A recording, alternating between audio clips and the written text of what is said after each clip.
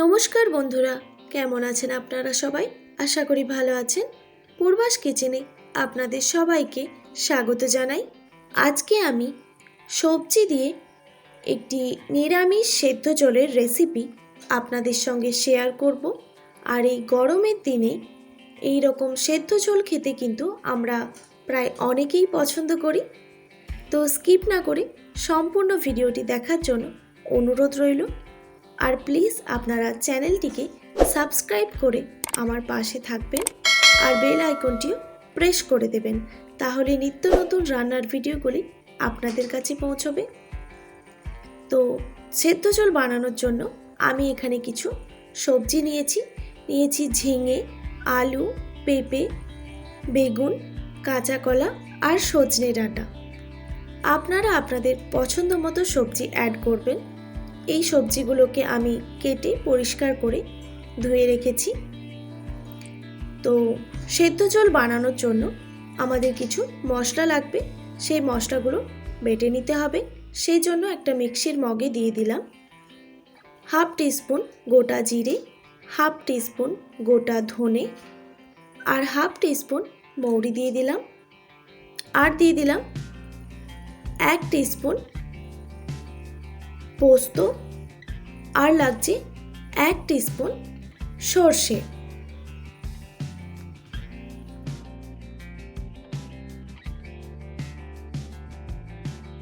এবার দিয়ে দিলাম সামান্য পরিমাণে নুন আর সামান্য জল দিয়ে মশলাটা খুব ভালো করে বেটে নিতে হবে।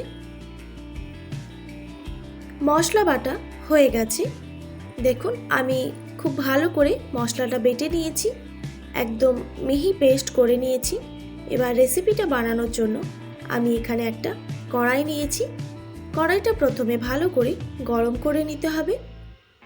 তারপর দিয়ে দিচ্ছি 1 টেবিল চামচের মতো সর্ষের তেল। এখানে বলে রাখি, আপনারা চাইলে কিন্তু যে কোনো তেলেই রান্নাটা করতে পারেন। এবার তেলটা গরম হয়ে গেলেই দিয়ে দিচ্ছি কেটে রাখা সবজি।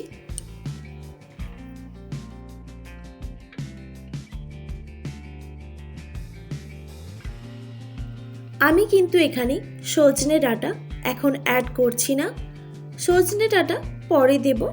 তো সবজিগুলো দেওয়ার পর দিয়ে দিলাম স্বাদ মতো নুন আর দিয়ে দিলাম হাফ টিস্পুন হলুদের গুঁড়ো। এবার নুন হলুদ দিয়ে সবজিগুলোকে হালকা করে ভেজে নিতে হবে।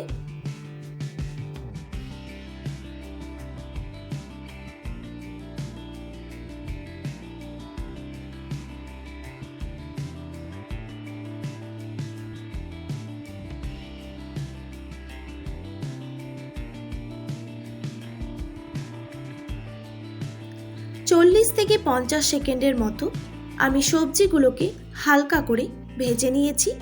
এবার আমি দিয়ে দিচ্ছি ঝালের জন্য হাফ টিস্পুন গোলমরিচের গুঁড়ো। আমি কিন্তু এখানে কোনো রকম লঙ্কা অ্যাড করব না, আপনারা চাইলে কিন্তু লঙ্কাটা অ্যাড করতে পারেন। তো এবার বেটে রাখা মশলাটা দিয়ে দিলাম আর মিক্সির মগ ধোয়া সামান্য জলও দিয়ে দিলাম। এবার মশলাটা একটু ভেজে নিতে হবে যতক্ষণ না মশলার কাঁচা গন্ধটা চলে যাচ্ছে।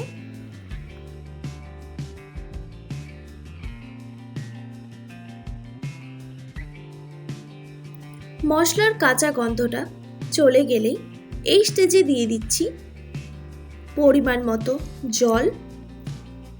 আমি এখানে বড় বাটি 2 বাটি জল ইউজ করেছি, আপনারা আপনাদের আন্দাজ মতো জলটা দিয়ে দেবেন। এবার জলটা দেওয়ার পর এখানে আমি কেটে রাখা সজনে ডাঁটা অ্যাড করে দিচ্ছি।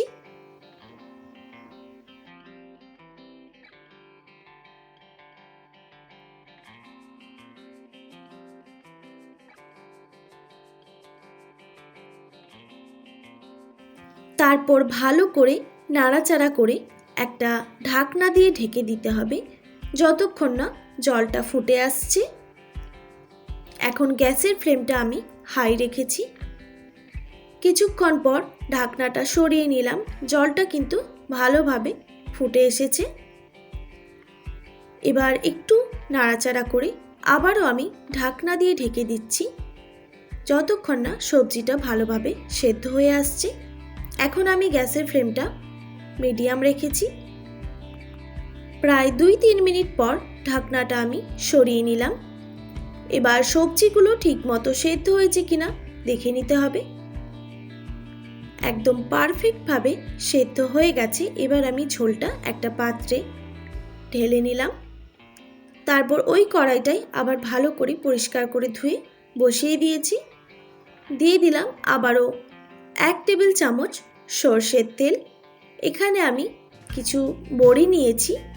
যেহেতু আমি নিরামিষ ঝোল বানাচ্ছি সেই জন্য আমি এখানে বড়ি দিয়ে একটু সাঁতলে দেব।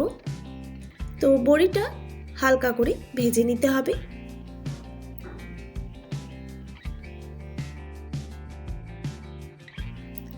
বড়ি ভাজা হয়ে গেছে। এবার আমি বড়িগুলো একটা প্লেটে তুলে নিচ্ছি। তারপর আবারও আমি ওই কড়াইতেই 1 টেবিল চামচ সরষের তেল দিয়ে দিলাম। এবার তেলের মধ্যে দিয়ে দিচ্ছি একটা তেজপাতা আর দিয়ে দিলাম একটা শুকনো লঙ্কা আর হাফ টিস্পুন 5 ফোড়ন। এবার 5 ফোড়নটা ততক্ষণ ভাজবো যতক্ষণ না 5 ফোড়ন থেকে একটা মিষ্টি গন্ধ বেরিয়ে আসছে।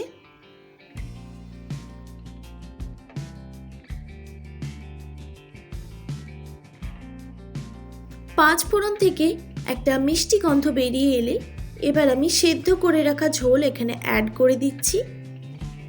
খুব আস্তে করে অ্যাড করতে হবে, কেননা ঝোলটা খুবই গরম। এবার আমি ওপর থেকে বড়িগুলো দিয়ে দিলাম।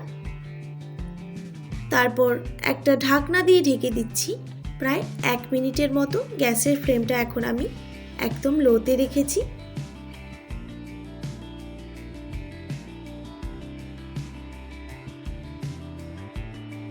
1 মিনিট পর আমি ঢাকনাটা সরিয়ে নিয়েছি।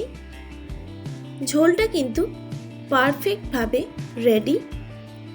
এবার এটা আমি নামিয়ে গরম গরম ভাতের সঙ্গে পরিবেশন করে নেব। রেডি হয়ে গেল গরম গরম নিরামিষ সেদ্ধ ঝোল। আশা করি আজকের রেসিপি আপনাদের ভালো লেগেছে।